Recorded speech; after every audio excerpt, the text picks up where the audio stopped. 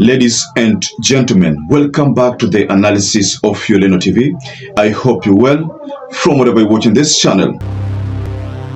MORARA was scheduled to tour Mount Kenya. You know, there are areas here whereby I understand he was supposed to visit Murang'a, Kirinyaga, Embu, Tharaka Nithi, Meru, and Isiolo counties.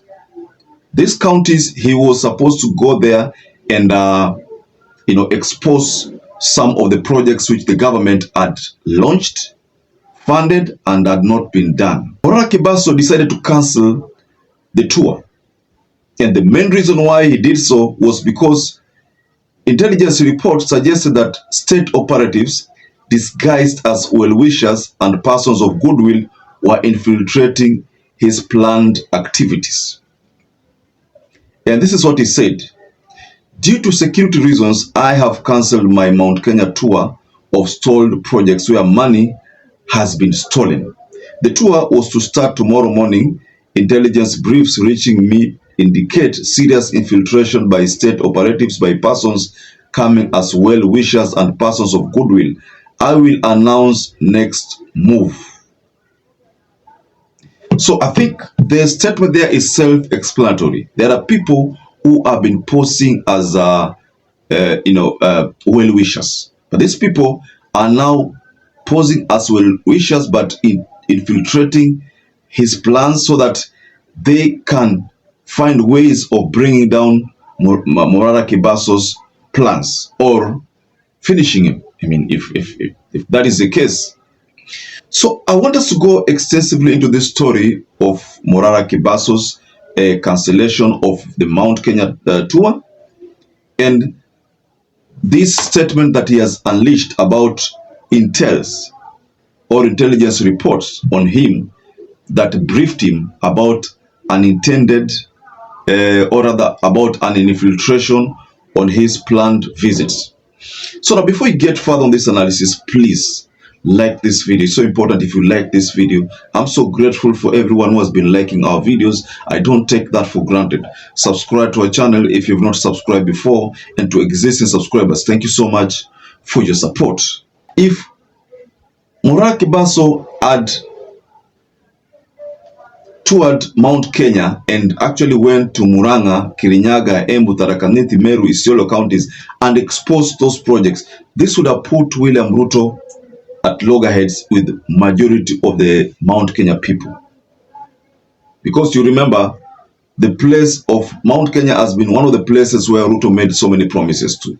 And right now, if you look at the goings, you realize that the people out there are not happy with RUTO's government, especially because of some of the unfulfilled promises and because of the high cost of living.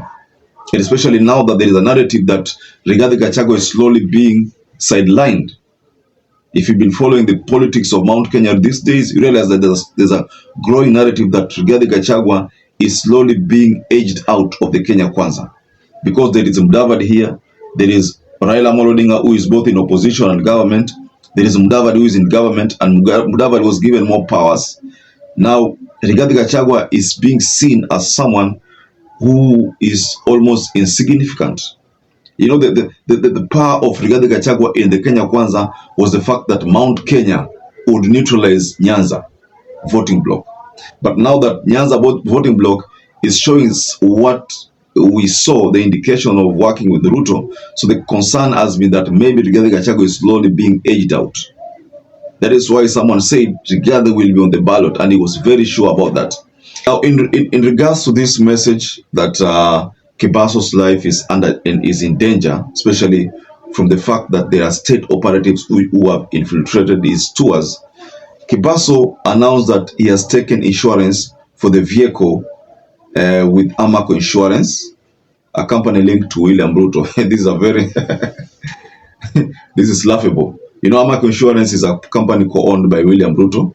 Now, since KEBASO has secured a vehicle for the public address system, he says that the vehicle he secured, he has insured it with the CAMARGO Insurance. That's why he stated in a tweet that, "William RUTO, you are officially my insurer. This is a coded message to tell you that my security and safety is now your headache. ukinifanyia kitu ujue you will pay. There is a young man that is going looking for government projects. What's the name of that boy? Or that man? Sorry, he's way younger than me. What's the name? What's his name? Moranga. Okay, I don't want to say. You know that man? I saw the other day, he said he's now speaking as a dead man. He says, you know, if I die, then I ask myself a question. What is he dying for? For saying that a project was launched and it did not happen. What is he dying for? Where have we gotten to, Kenya, that you want to silence people? That truth cannot be truth. What did that boy say that is a lie? He went to the project that was launched and he said it was launched, but it has.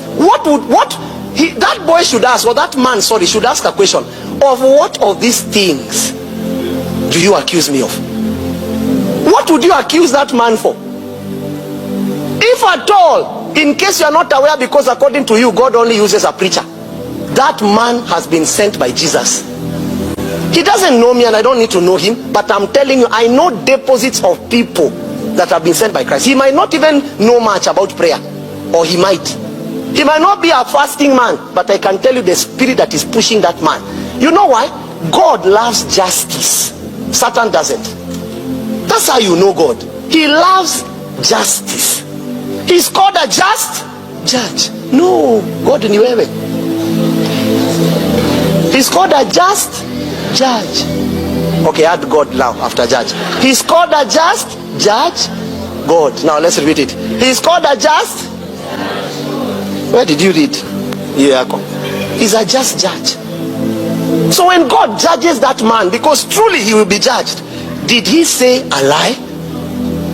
How is it that now a person like that can stand and fear for his life? What nation have we become?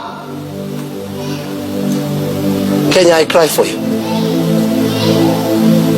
Ladies and gentlemen, what do you think about this latest development? MORARA KEBASO saying there are people who have infiltrated his tours.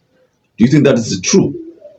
I personally believe that that could be true, though I don't have evidence, but logically speaking, it could be true because this is expected. The fact that MORARA KEBASO is exposing projects, like there's a time he exposed a project, I think it was in in Nyeri, the project that was linked to Rigathi Gachagua. That did not augur well with the people who are supporting Rigathi Gachagua. So we have seen these explosive exposés, from MORARA KEBASO. So it was expected that this was going to happen. It was going to become a threat to the government, and the government was going to hit back. That's why we find that day after the interview between him, the interview at the JK Live, where it was hosted by JK, Jeff Konange, what happened after that is that MORARA KEBASO said he realized that he was being followed.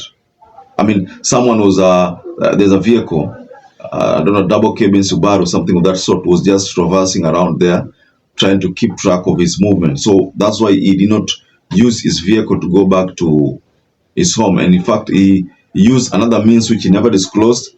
But again, he stayed in a friend's house for that night.